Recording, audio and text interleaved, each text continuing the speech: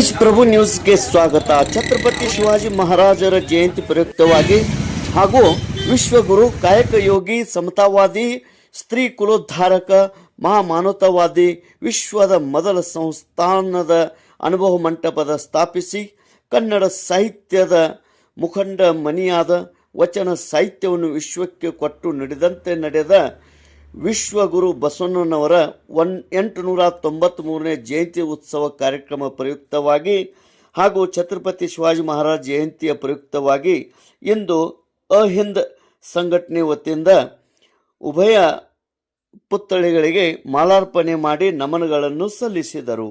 ಮುಖಂಡರಾದ ಡಾಕ್ಟರ್ ಜಯಪ್ರಕಾಶ್ ಕರಸ್ಗಿ, ಮುಕ್ತಾರ್ ನದಾಫ್, ಥಬರಜ್ ಹಜರತ್ ಬಾಯಿ, ರಾಜು ನದಾಫ್, ರಿಯಾಜ್ ಫನಿಬಂದ್, ಅಲ್ತಾಫ್ ಶೈನವರ್, ರವೀಂದ್ರ ಕರ್ನಿಂಗ್ ಹಾಗೂ ಅನೇಕ ಸದಸ್ಯರು ಉಪಸ್ಥಿತರಿದ್ದರು.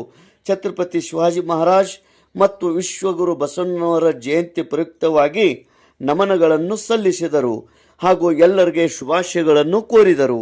ತೇಜ್ ಪ್ರಭು ನ್ಯೂಸ್, ಸಂಕೇಶ್ವರ್.